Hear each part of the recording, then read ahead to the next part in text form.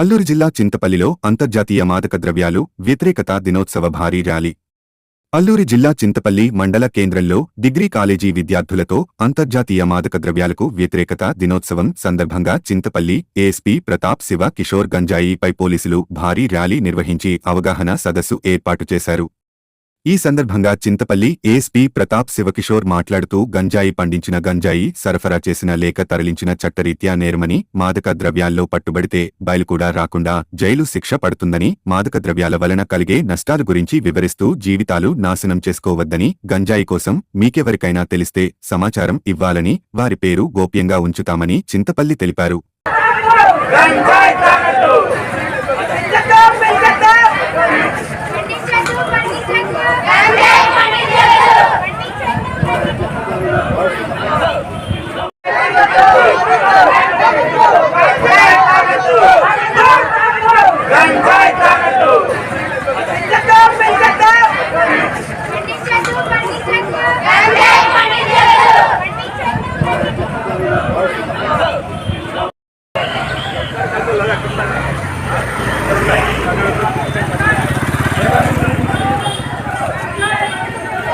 అన్న సైడ్కి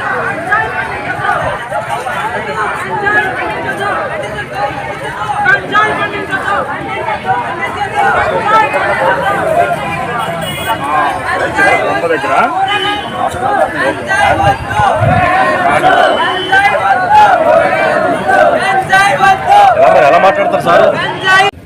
అంతర్జాతీయ మాదక ద్రవ్యాల వ్యతిరేక దినోత్సవం సందర్భంగా ఒక అవేర్నెస్ సెషన్ చింతపల్లి యూత్ అందరితోటి, ముఖ్యంగా మన డిగ్రీ కాలేజ్, ఏపీఆర్ కాలేజ్, ఈ స్టూడెంట్స్ అందరితోటి ఈ మన సందర్భంగా కూడా ఒక అవేర్నెస్ కార్యక్రమం ఏర్పాటు చేయడం జరిగింది.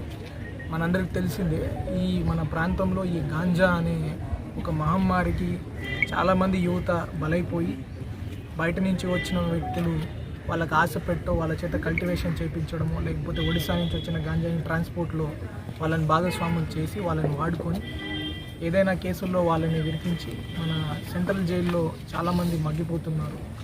వీళ్ళందరికీ ఒక ప్రత్యేకమైన అవగాహన కల్పించడం కోసం, ఈ గాంజా బారిన పడి తరతరాలని నాశనం చేసుకోకుండా ఉండడం కోసము, దానికి ముఖ్యంగా మనం అవేర్నెస్ తీసుకురావాల్సింది.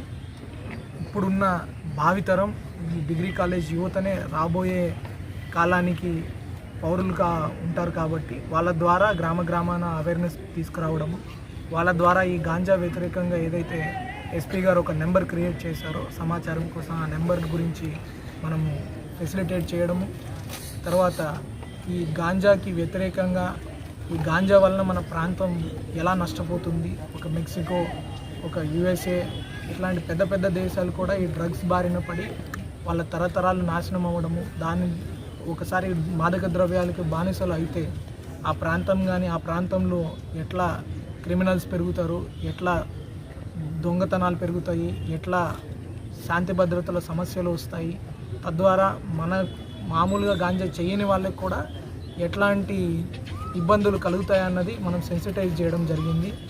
ఈ సమాచారం మన డిగ్రీ కాలేజ్ విద్యార్థులు కూడా అర్థం చేసుకున్నారని అనుకుంటున్నాము. కాబట్టి కొంతమంది డిగ్రీ కాలేజ్ స్టూడెంట్స్ కూడా మీతో మాట్లాడతారు, వాళ్ళ ఒపీనియన్ షేర్ చేసుకుంటారు. నా పేరు పి వినయ్ కుమార్, నేను ప్రభుత్వ డిగ్రీ కళాశాలలో చదువుతున్నాను. ఇప్పుడు మాకు ఇది ఎందుకోసం చేశారనేసి అంటే ఈ ప్రాంతంలో గంజాయి అనేది చాలా ఎక్కువగా పండిస్తున్నారు. ఇక్కడ వాళ్ళు వాడకపోయినా సరే ఇక్కడ పండించి దీన్ని ఎగుమతులు చేస్తున్నారు కిందకి.